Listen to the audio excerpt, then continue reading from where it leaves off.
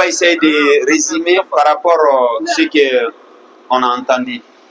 Si on dit jardin de Othman ibn Affan radiallahu anhu ici à Médine, ici c'est un endroit historique, le jardin. Surtout en regardant le puits ici. Le puits de Othman au début c'était, soit on dit le puits de Othman, soit on dit Biro Roma. Il y en a dit peut-être la personne, le propriétaire il s'appelle Roma. Vous savez, le prophète quand il est venu ici à Médine, il y avait fait depuis que l'eau c'était doux. La plupart de l'eau c'était salé. Donc c'était pas facile de boire. Excepté quelques puits. Donc ici, Roma ici, je répète généralement ici, j'ai dit nous, première année qu'on est venu pour Hajj, ça monte. Je suis rentré avec le groupe, juste nous étions juste devant le puits.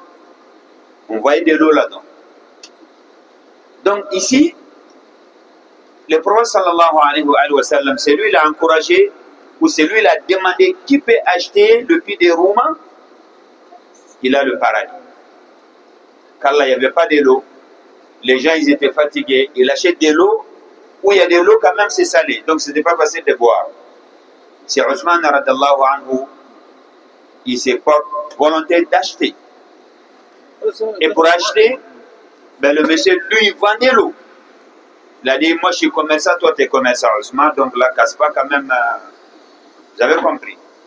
Alors il a dit, vends-moi quand même le puits. Il a dit, non, je ne vends pas.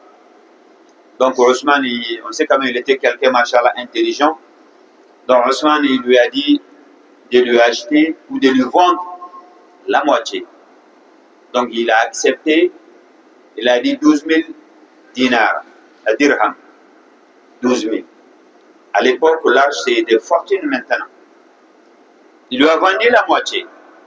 Qu'est-ce qu'il a fait Othman? Parce que Othman, lui, il cherche le paradis. Parce que le prophète sallallahu alayhi wa sallam, lorsqu'il lui a dit, qui achète, il a le paradis. Donc Othman, lui, il a ça dans sa tête, il a acheté. Quand il a acheté, donc il a fait 1 sur 2. Vu que c'est à nous deux, Othman, il a dit, bon, premier jour, pour le jour qui m'appartient, c'est fils sabilillah. Les gens ils viendront prendre de l'eau gratuitement. Et le jour de monsieur, personne vient. Donc on sait quand même, il ne va pas rester, ça ne va pas tenir le monsieur. Donc il était obligé de céder à Othman radallahu anhu. Il a dit dans ce cas, Othman, viens, je te vends la totalité. Donc ils étaient d'accord. Au début, il lui a dit qu'encore 10 000. Othman, il a dit non, 8 000. Alors en tout, c'est combien? 20 000 en tout. 20 000 dinars à l'époque, c'est des fortunes. Uniquement ce puits. Mais si on dit uniquement, mais la récompense, c'est pas comparable. Donc Othman, il a acheté, les gens ils prennent de l'eau fils sabilillah. Ça fait partie vraiment des waqf Othman. Alors si on dit le waqf en arabe, l'explication, tu achètes quelque chose pour Allah subhanahu wa ta'ala, tu mets à la disposition des musulmans. Par exemple, tu achètes un puits ou des forages. Tu dis ça, c'est le waqf. Pour la mosquée ou pour un orphelinat ou une école, toi, tu ne touches pas l'argent. L'argent, c'est destiné directement à la mosquée ou directement aux personnes qui sont dans le besoin. Ça s'appelle le waqf. Même tes héritiers, ils ne vont pas prendre aussi. Donc, alors, n'oublie pas, on sait quand même, vous êtes généreux. Hein. Nous, on a une mosquée à Ouzar, on a besoin de waqf comme ça. Hein. S'il y a des volontés, vous pouvez vous présenter, Inch'Allah, on a besoin de vous. Hein. Même si quelqu'un m'achète un studio, comme ça, donc essayez de vous mobiliser comme ça. C'est le waqf aussi parce que c'est bien aussi. Hein. Oui. Voilà. Alors, il faut savoir que Othman radallahu anhu, c'était pas qu'ici. Autour de la mosquée, le prophète, il avait un terrain là-bas aussi. Donc, quand ils ont agrandi la mosquée, donc là, ils ont acheté. C'est normal. L'hôtel qu'on a montré tout à l'heure, quand ils ont vendu le terrain de Othman, là-bas, ils ont acheté. C'est un Turc qui a construit un hôtel à la place. pour que lui aussi, il essaye de profiter des hasanat avec Ousmane. Fils Abilillah, je ne sais pas si vous suivez correctement. Donc, l'intéresse à Ousmane, fils Abilillah. Et le Turc, lui, il a acheté et il a construit l'hôtel. Et c'est pour cela qu'il a nommé l'hôtel Ousmane bin Affan. Mais c'est bien au débat waqf. C'est comme l'argent qu'il reçoit dans cet hôtel. L'argent, c'est destiné uniquement aux pauvres seulement. Ses descendants, ils ne vont pas toucher. Tu ne dis pas, oui, ça c'est le waqf, c'est pour la mosquée. Et en même temps que tes héritiers, ils viennent prendre un peu. Non, non, c'est haram. C'est pour cela que vous verrez à la Mecque aussi les tours d'horloge. Vous voyez, le roi qui est décédé, Allah yarhamou, c'est lui qui a construit ce bâtiment-là. Et l'argent qu'il reçoit, les magasins, les hôtels, c'est pour financer les deux lieux saints. La mosquée des professeurs Salm ici et la mosquée de la Mecque. Vous voyez ici, on dit le waqf, vraiment c'est intéressant. Le waqf aussi, c'est pas qu'il faut que la personne, lui, fait tout. Si tu as la possibilité, fais tout. La récompense, c'est pour toi. Mais par contre, tu n'as pas la possibilité de prendre en totalité, partiellement, tu as la possibilité de participer. Il y en a qui disent, ah, le forage coûte cher. Mais je peux m'associer à quelqu'un d'acheter ou de faire des forages. Un puits, un magasin, une orphelinat, une mosquée, ainsi de suite. La récompense, c'est Masha'Allah au niveau d'Allah subhanahu wa ta'ala. Ousmane, il est décédé quand? Oui, Hawa. Bon, alors, on te laisse réfléchir à quelques tas d'états après, tu me tiens au courant. Regarde, Ousmane, il est décédé, ça fait longtemps. Même si on ne sait pas quelle date exactement. Parce que c'est lui, il est resté plus de 12 ans.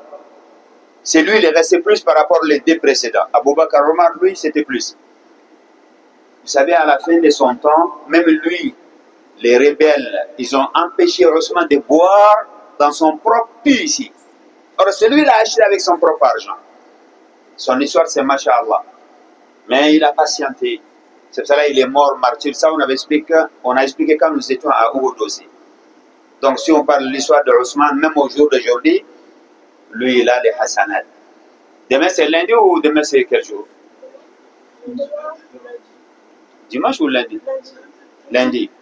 Vous savez, lundi, on gêne lundi, jeudi. Hein? Alors, pour nous, les voyageurs, on a nos récompenses, même si on ne gêne pas parce qu'on est voyageurs.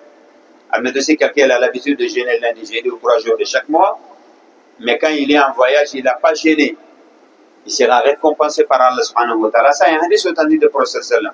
Donc, Ousmane, dans les jardins ici, là, il y a des dates qui sortent ici, qui va à la mosquée des Prophètes sallallahu alayhi wa sallam. Chaque lundi et jeudi, dans la mosquée, remarquez-le. Il y a des endroits où vous verrez, il met des plastiques. Les gens coupent leur jeûne. Je ne dis pas tout, c'est pour lui, mais il fait partie aussi des dates qui sortent dans son jardin. Alors lui, il est dans sa tombe, mais il est récompensé. Uniquement ici. Or là, il n'y a pas que ici qui appartient à Ousmane. On a parlé de l'hôtel et même à côté de Koba, il y a des endroits aussi qui s'appartiennent toujours à Ousmane. C'est pour cela que j'ai dit, c'est préférable d'être riche, de faire l'effort au chemin d'Allah subhanahu wa ta'ala.